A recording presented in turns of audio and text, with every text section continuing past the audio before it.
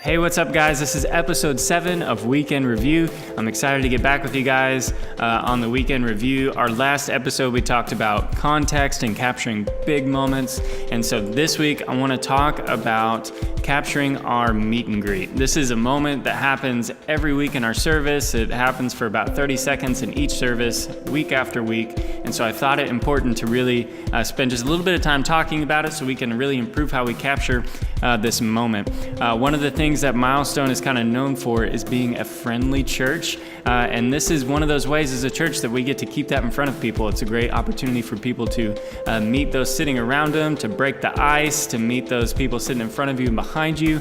And so this is one of our distinctives as a church. And so this is a great opportunity for us to focus on as a production team. How do we capture this well? How do we show even people watching online, maybe people who haven't been here before, what Milestone is all about? So let's take a second to talk about our meet and greet. To kick things off, I'm going to show you an example of what I think a great meet and greet capture looks like that we've done before. So let me show you an example or two of those.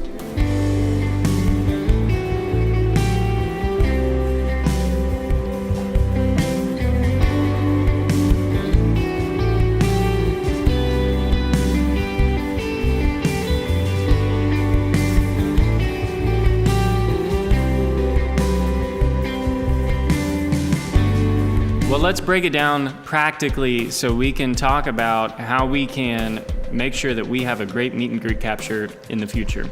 And just like our last episode, I think meet and greet and how we capture really falls around this idea of having the right context.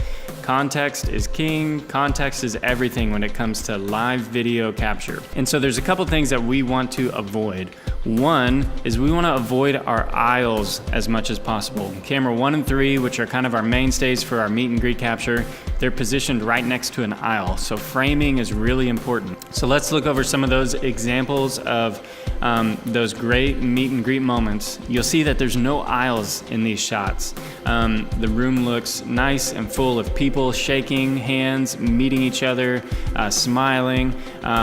When we have those aisles, it creates like this weird, awkward, unnecessary, like dead space.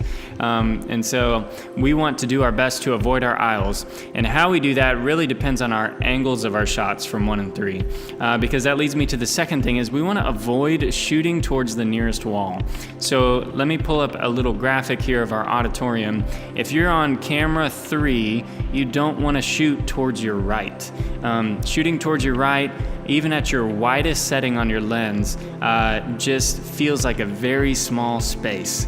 It's not contextually accurate. We all know that section to the right of camera 3 is huge, but the problem is with the lenses and with the lighting and the apertures and everything else, it makes it feel like a much smaller space.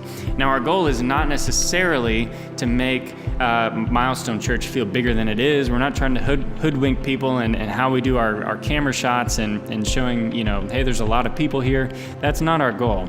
Our goal is to give proper context. And so when you're in the service, when you're in a live service, and you get to this meet and greet portion, it's like a sea of people meeting and greeting and turning around, shaking hands, talking, smiling. Hey, how are you? How are you doing? How's your family? There's a lot of that going on. So we want to capture that accurately. We don't want to just show a small corner of the worship center, but we want to make sure our context is right when we do these meet and greet moments. And it probably goes without saying along those same lines, we want to avoid getting too close to any, one or two or just a small group of people. Again, it's all about context. We want to make sure we show the group as a whole, the room as a whole, in doing that. So what's ideal? Well, let's talk about what's ideal. Let's go back to that graphic that I showed you earlier about shooting towards the wall. Instead of shooting towards the wall on camera 1 and 3, we want to shoot across the auditorium. We want to shoot across the auditorium with a wide lens. Okay, so we want to be zoomed out quite a bit, if not all the way. And we want to do nice little pans. We want to show Milestone Church as a whole in this moment. This is a chance to show us as a big group versus individually on the platform during our service. And so we want to stay wide and we want to stay with pans going back and forth. And then the final thing I want to talk about in meet and greet, and this is a little bit more for the video directors, but camera guys, you can help out your video directors in this, is that we want to avoid fade to blacks as much as possible.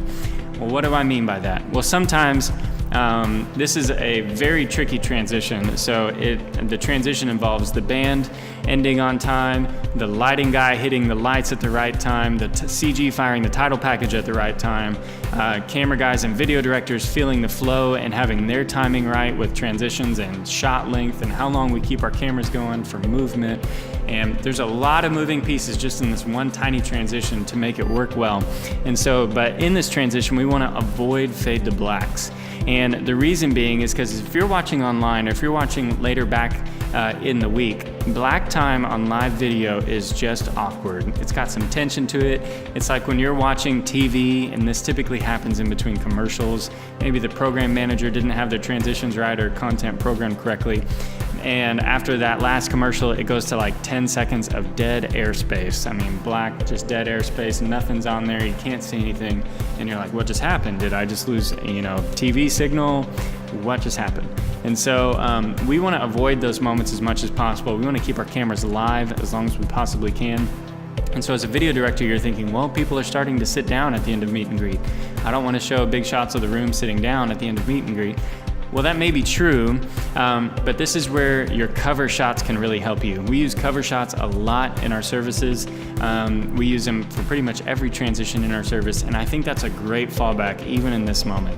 So even as people are starting to sit down, maybe the lights fired a little too early, maybe the band is still jamming a little too long, or maybe the CG hasn't fired their title package just yet. Whatever it may be, you can use those cover shots as a great transition between your last meet and greet shot and the title package. But the key is we want to avoid those fade to blacks as much as possible. Alrighty, so let's recap real fast. We want to make sure that we have great context with our shots on meet and greet. We want to make sure that our shots are wide. We want to make sure that they're panning and not zooming. And we want to make sure that we're shooting across the auditorium, not towards the wall, avoiding the aisle. And video directors, we want to make sure that our timing and we're thinking ahead enough that we can call those cover shots so that we don't have to go fade to black. So I think this is going to be really helpful for us in the future. Hopefully this can help us create some rhythm and some consistency between our cam ops and video directors week in and week out. And so anyway, I hope this was helpful for you guys. Thanks for tuning in again, and we'll keep pushing forward. Thanks.